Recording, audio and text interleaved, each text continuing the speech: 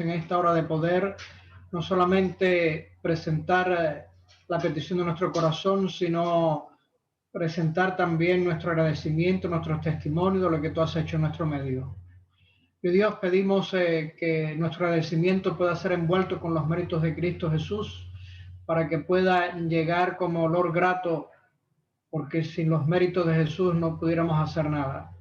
Pero igualmente, Dios, en nuestra gran necesidad hay varias peticiones, hay personas enfermas con el COVID, con otras cosas.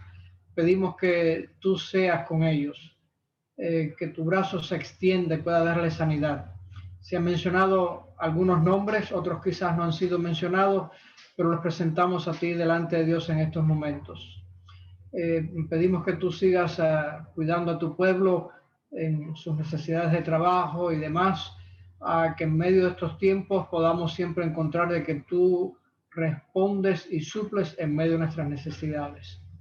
Y ahora que queremos meditar en tu palabra, pedimos que tu Espíritu esté en nuestro medio, pueda guiarnos y acompañarnos. Por Jesús lo pedimos. Amén.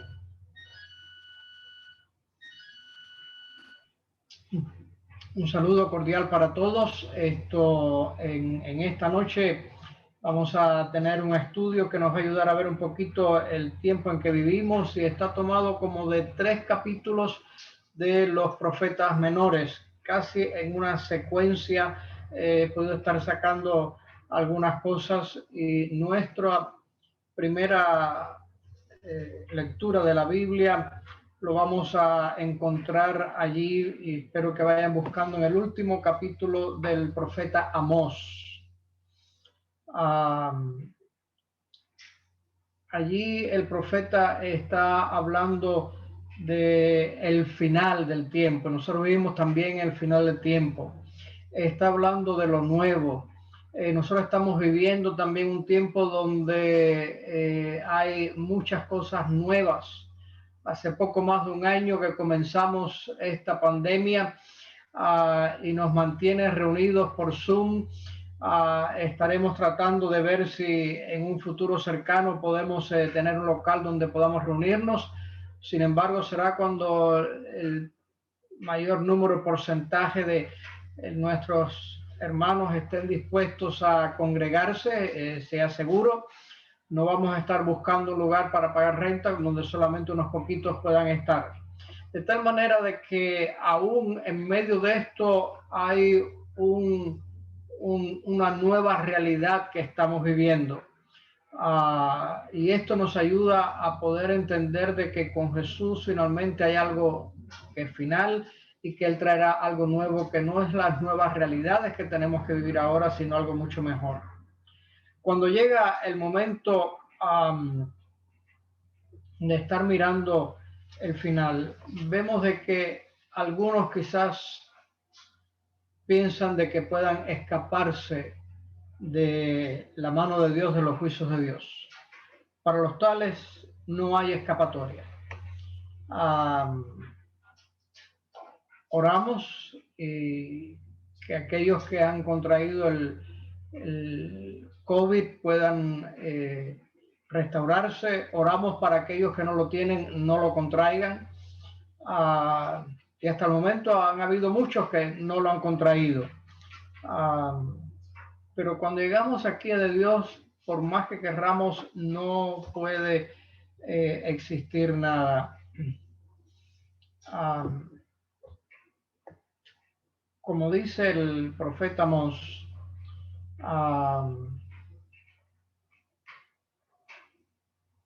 ¿quién nos quiere leer el versículo 1 de Amós 9, capítulo 9, versículo 1? Así dice el Señor: los de Tiro han cometido tantas maldades que no dejaré de castigarlos, pues entregaron cautivo al poder de Edom a todo un pueblo con el que tenían un pacto de hermanos. Perdón, hermano, usted está leyendo Amós capítulo 9, versículo 1. No. Yo era 1:9, le entendí 1:9. No, capítulo 9, versículo 1, ya. Vi al Señor que estaba junto al altar y me decía: golpea los capiteles hasta que tiemblen los umbrales que caigan hechos pedazos sobre la gente. A quienes queden vivos los mataré a filo de espada, aunque traten de huir, ni uno solo se salvará.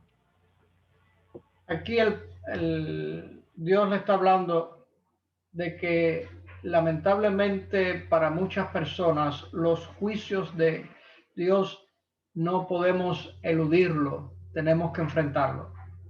Y lo está presentando aquí de una manera gráfica.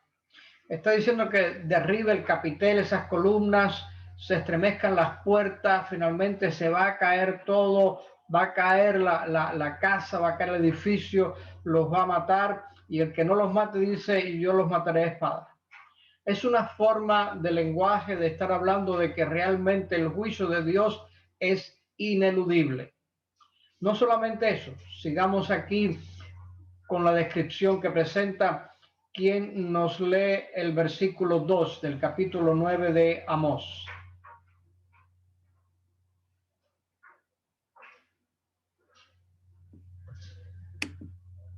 Aunque cavasen hasta el Seol, de allá los tomará mi mano, y aunque subieren hasta el cielo, de allá los haré descender. Muy bien, aquí tenemos una palabrita que quizás no es muy familiar para muchos cuando habla de Seol. Seol es la palabra hebrea que se utiliza para estar hablando la tumba, estar hablando el sepulcro, el lugar donde van los muertos. Y dice, mira, aunque tú vayas al lugar donde están los muertos o subas al cielo, allí Dios va a estar. De tal manera de que, como dice la Escritura, ante el juicio de Dios, todo ser humano finalmente tendrá que pasar. No hay escapatoria. Y sigue hablando, presentando figuras de lo que la gente pudiera estar tratando de hacer para evadir a Dios, para poder escaparse de Dios. Sin embargo, Dios está diciendo aquí, no hay escapatoria. ¿Quién nos lee el versículo 3 de Amós 9? Si se escondieren en la cumbre del Carmelo, ahí los buscaré y los tomaré. Y aunque se escondieren delante de mis ojos en lo profundo de la mar, ahí mandaré a la serpiente y los morderé.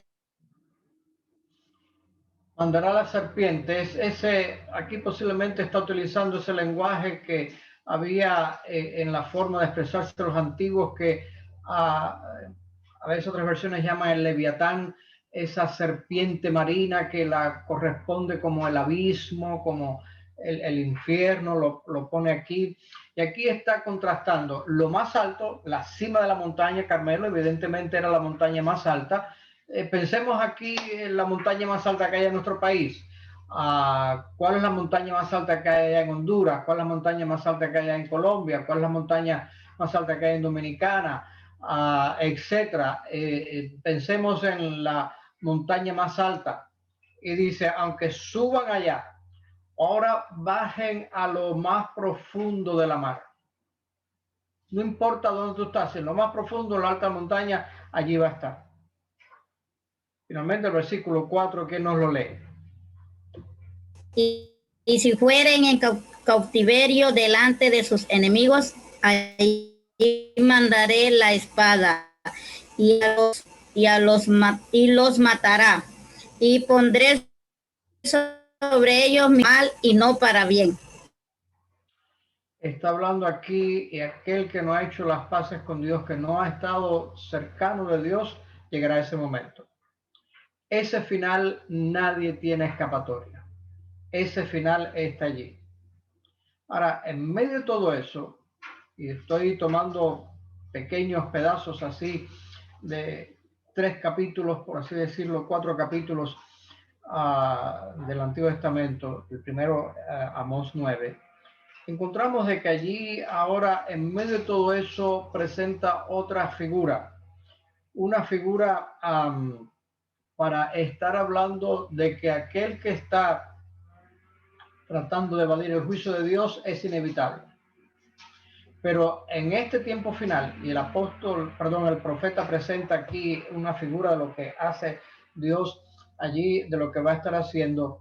¿Quién nos lee ahora el versículo 9?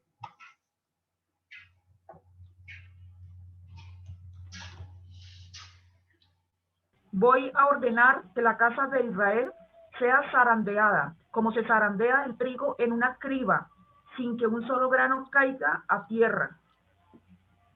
Muy bien, aquí está. Estoy seguro que quizás hemos visto o hemos escuchado esa zaranda. Es como, por así decirlo, un gran colador.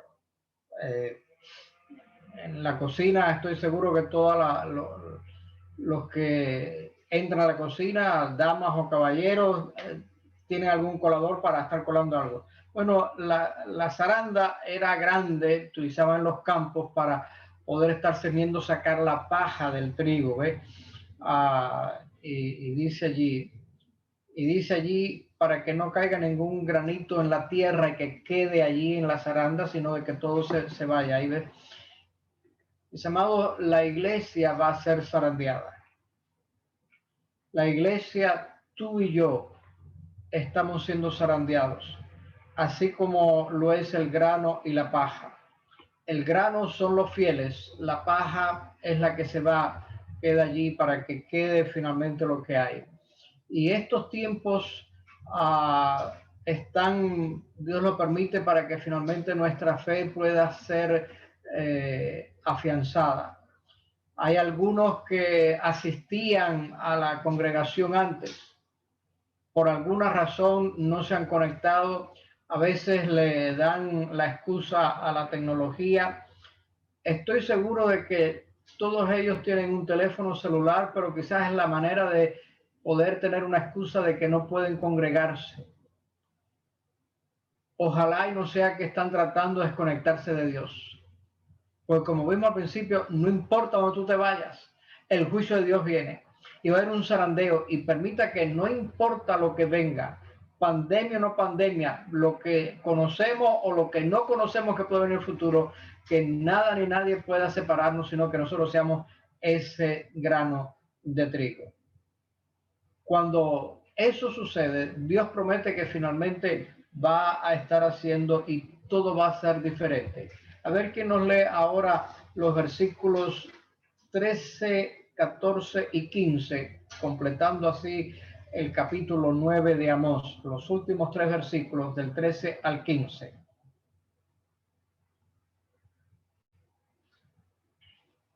He aquí vienen días, dice Jehová, en que hará el que hará alcanzará el al segador y el pisador de las uvas, al que lleve la simiente a los montes, destilarán monstruos y todos los collados se derritirán. Y traeré del cautiverio a mi pueblo Israel, y edificarán ellos las ciudades asoladas y las habitarán, plantarán viñas y verán el vino de ellas, y harán huertos y comerán del fruto de ellos. Pues los plantaré sobre su tierra y nunca más serán arrancados de su tierra que yo les di, ha dicho Jehová Dios tuyo. La tierra de uno. Por regla general, todos los que estamos acá, la gran mayoría de nuestros miembros de la iglesia, no hemos nacido en este país. Tenemos esa nostalgia cuando volvemos a nuestro país, y aunque las circunstancias no sean los mejores, que aquí nos va mejor en muchos otros sentidos, pero sigue esa nostalgia de poder estar en nuestro país, de vivir allá. Y Dios está diciendo aquí de que finalmente la tierra como Dios lo hizo, el paraíso antes de entrar en pecado, Él lo va a hacer. Y dice, nos va a traer del cautiverio. Y aquí está hablando para el pueblo de Israel antiguo, cuando Dios lo sacó del cautiverio, pero aquí está hablando específicamente y tiene una dimensión profética de que Dios nos va a traer el cautiverio y vamos a estar habitando esos lugares que fueron destruidos. Dios va a destruir todo lo malo y vamos a poder edificar allí. Dice que estaremos plantando viña, beberemos del vino y estaremos teniendo huertos, plantaremos allí y nosotros podremos estar comiendo. Lamentablemente hoy en día hay muchos de que plantan y no logran coger el resultado, se lo roban, va a quedar el gobierno, muchas otras cosas allí. Será una cosa completamente diferente, porque los fieles de este gran zarandeo que hablaba el versículo 9, ellos morarán en los cielos nuevos y morarán en la tierra nueva, sin muerte, sin pecado y sin nada ni nadie que les haga daño. Y estos son buenas nuevas en medio de los tiempos que hay. Y realmente la pregunta que viene para nosotros es, ¿deseamos preparar nosotros para vivir todo nuevo? No estamos anhelando todo lo nuevo. En medio de la pandemia, muchos que anhelan que finalmente vuelva a la normalidad la cosa como era antes. Bueno, yo no sé si va a llegar a la normalidad como estaba antes, pero una cosa sí es cierta, de que Dios dice, yo voy a hacer nuevo todo lo que hay. Y con esto pasamos para ver un poquito aquí la siguiente página de la Biblia. Nos habla de Abdías y tiene aquí como un tema que podemos seguir, porque está hablando aquí de que el día de Jehová está cercano. El día en que Dios va a hacer esto está cercano. Ese es el mensaje que tiene Abdías. A ver quién nos lee versículos 15 y 16. 15 y 16 de Abdías, que es lo que sigue a Amós. Porque cercano está el día de Jehová sobre todas las naciones. Como tú hiciste, se hará contigo. Tu recompensa volverá sobre tu cabeza, de la manera que vosotros bebisteis en mi santo monte. Beberán continuamente. Todas las naciones beberán y enjullarán, y como si no hubieran sido. Cercano está el día de Jehová. Cercano está. Eso es lo que viene aquí claramente. Jesús dijo allí en Apocalipsis 22:12, él dice aquí, yo vengo pronto y mi galardón conmigo. Está haciendo eco, está haciendo alusión a lo que Abdías aquí estaba mirando, de que el día de Jehová está cercano, que iba a traer finalmente todo eso. En ese día, recuerde de que Amós había dicho de que habría un zarandeo, y cuando hay un zarandeo, finalmente queda algo, y Dios está diciendo aquí de que va a quedar un remanente. Aquellos que pasen victoriosamente el zarandeo son aquellos que son el remanente, lo que queda, el final. Versículo 17 de Abdías. ¿Quién no lo quiere leer? Pero el monte Sión será un lugar santo a donde algunos lograrán escapar. Los descendientes de Jacob recobrarán sus tierras. Dice allí que el monte de Sión habrá allí un remanente. Versículo 17 nos lo dice, ¿ve? Un remanente que se salve, será santo. El versículo 17 lo decía allí bien claro. De tal manera de que solo el remanente, mis amados, será salvo. Solamente el remanente será salvo. Un pueblo que ha sido redimido por la sangre de Cristo, un pueblo victorioso de la gran batalla cósmica que finalmente se está presentando en todo el mundo. Y estará finalmente allí estableciéndose no el reino de la presidencia de Biden o la que había de Trump, o si Jesús no llega antes, el que venga más adelante, o los presidentes de nuestros países. No, finalmente toda la tierra va a tener finalmente el reino de Jehová. Versículo 21, terminando aquí, Abdías, ¿quién nos lo quiere leer? Subirán victoriosos al monte Sión para dictar sentencia contra los de la región montañosa de Esaú, y el Señor será quien reine. El Señor será quien reine. Aquí tenemos grandemente, subirán, allí hablan, subirán. En la Nueva Jerusalén, finalmente los redimidos serán reyes y sacerdotes, como bien dice el Apocalipsis. Cristo será el Rey y Señor supremo allí. su reino será eterno sin que haya nadie que lo usurpe, que pueda rebelarse y quiera ser mejor que él. Hoy en día en nuestros países, aún aquí, hay muchos que piensan de que finalmente la elección para los gobernantes fue robada. Lo sabemos. Y muchas veces es difícil probar esto. Aquí era algo que pasaba ya en aquellos tiempos, pero dice, mira, cuando él reine va a ser así, no va a haber ningún usurpador. Hay esa seguridad de que nadie lo va a hacer. Por lo tanto, estamos nosotros preparándonos para estar listos para ese reino cuando Jesús venga. ¿Cómo debiéramos nosotros entonces poder estar presentando esto?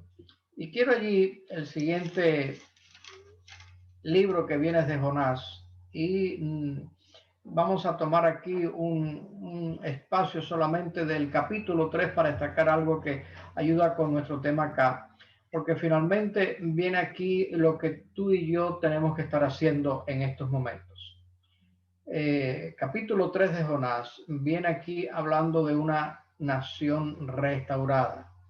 Y viene aquí donde finalmente recordamos aquí Jonás, que Dios le llamó, se quiso ir, toda la historia. No vamos a estar entrando en esos detalles de la historia, sino que queremos destacar en estos aspectos aquí del capítulo 3. ¿Quién nos lee aquí los primeros 4 versículos de Jonás capítulo 3?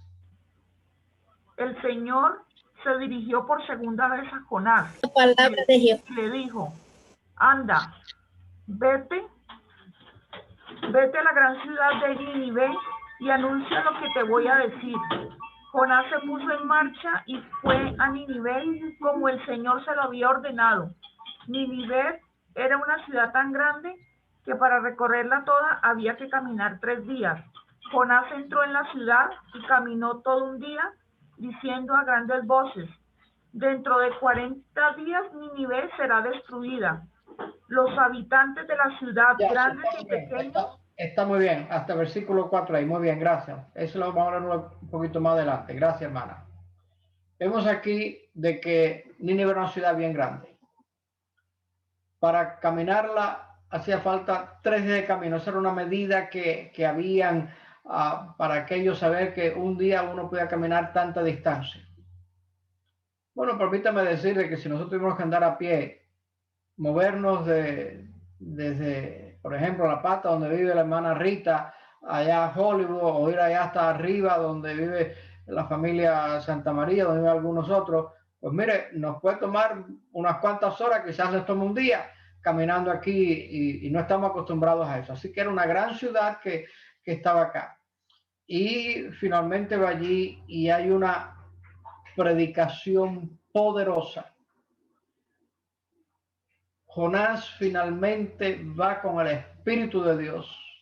Dios obra a través de Jonás y tiene un mensaje que muchos quisieran que pudiera darse hoy en día, dando un tiempo de cuándo se va a acabar Nínive. En aquel entonces había un tiempo específico, 40 días, no había mucho, había que hacer. Y aquí sucede lo que es siempre el plan de Dios. El plan de Dios es finalmente salvar a todo el mundo. Por eso San Juan 3:16 dice que de tal manera amó Dios a quién? Al mundo. Él amó a todos. Lamentablemente no todos van a entrar en eso, pero Dios hizo los posibles para que todos puedan salvarse. Y ahora vemos aquí de que a esa predicación poderosa, la que tú y yo tenemos que estar imitando, la que tú y yo tenemos que estar haciendo para que la gente conozca y pueda prepararse, tú y yo que estamos pasando por el zarandeo, tú y yo que somos el remanente, y espero que sea así, tú y yo tenemos que con el Espíritu Santo dar una predicación poderosa para que haya un arrepentimiento extremo poderoso. ¿Quién nos lee ahora los versículos del 5 hasta el 9?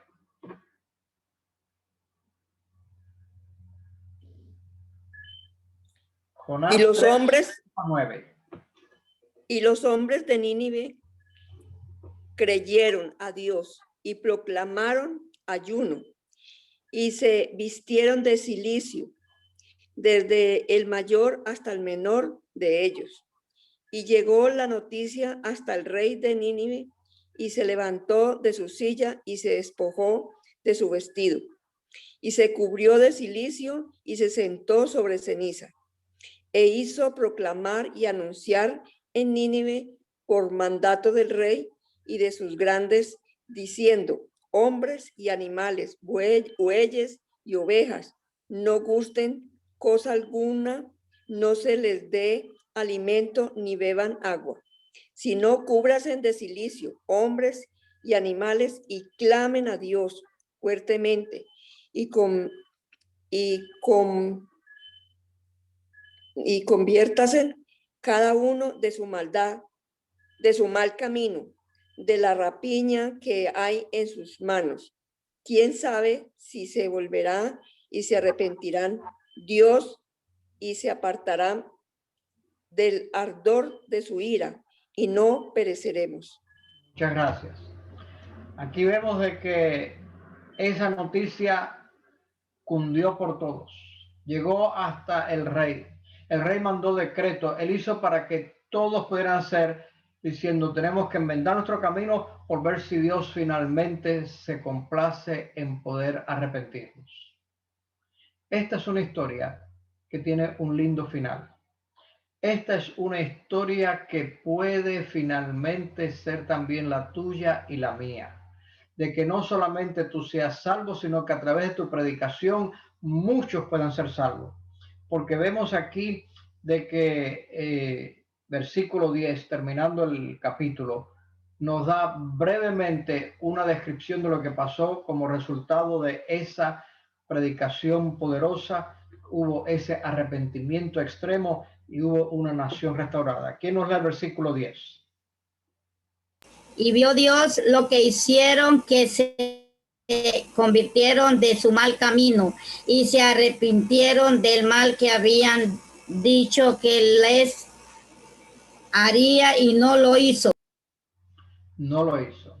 Aquí vemos de que hay una muestra bien clara de que no importa si tú y yo estamos en mal camino, si escuchamos la palabra de Dios, si nosotros nos arrepentimos, nosotros podemos tener, y Dios dice: no voy a destruirlo. Son aquellos que siguen concienzuda, empecinadamente, constantemente en el mal, que finalmente van a ser destruidos. Pero aquí están, se convirtieron. Mis amados, la gracia de Dios se derramó sobre la nación que se arrepintió. Merecían la muerte, pero Dios les dio la vida. Tú y yo merecemos la muerte, pero Dios nos da la vida y nos pone para que nosotros podamos finalmente tener eso, de que podamos compartir ese mensaje con otros. Por lo tanto, ¿no quisiéramos nosotros también humillarnos delante de Dios y suplicar el perdón? ¿No quisiéramos nosotros animar a otros que hagan lo mismo, presentándole aquí que si ellos se arrepienten, así como fue en el pasado, también puede ser la circunstancia? Y aquí menciona de que Dios finalmente dice: mira, el mal que les iba a hacer, si el pueblo de Nínive no se hubiera arrepentido, Dios lo hubiera destruido, pero se arrepintieron. Qué hermosa lección, qué bueno. Eventualmente sabemos de que Nínive se apartó del camino de Dios y Dios tuvo que destruirla finalmente siglos más tarde, pero aquí Dios los pudo salvar. Esa experiencia la tenemos nosotros. Quiero concluir llevándote a Génesis. Génesis capítulo 43.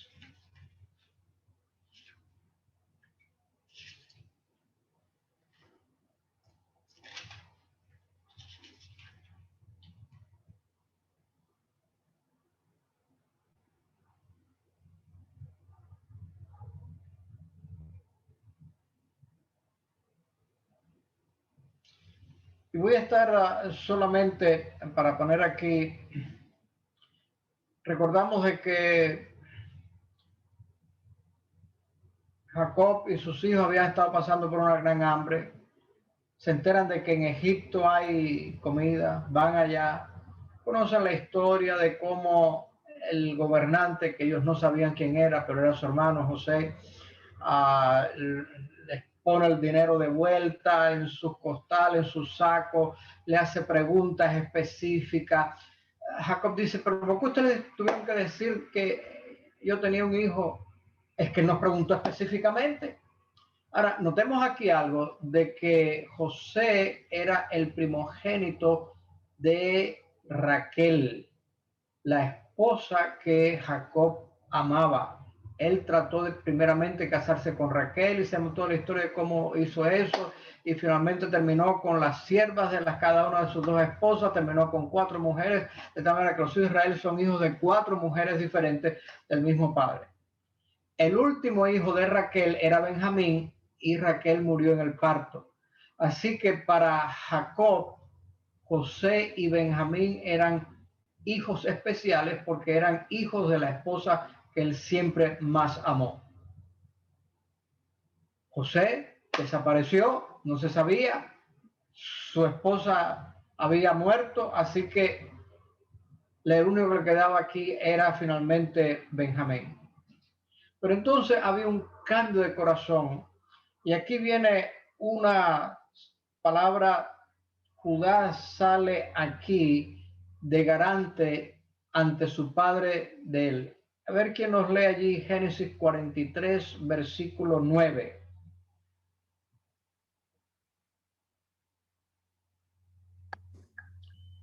Yo te respondo por él. A mí me pedirás cuenta y yo no te lo vuelvo a traer. Y si no, lo pongo delante de ti, seré para ti el culpable para siempre. Mis amados, es interesante porque cuando dice allí, me pedirás cuenta a mí, yo voy a hacer. Esta es una palabra que aparece una sola vez aquí en este texto. No aparece así en más ninguna otra parte en el Antiguo Testamento. Y está diciendo, mira, yo voy a ser el garante de tu hijo, voy a pagar lo que sea que él tenga que pagar.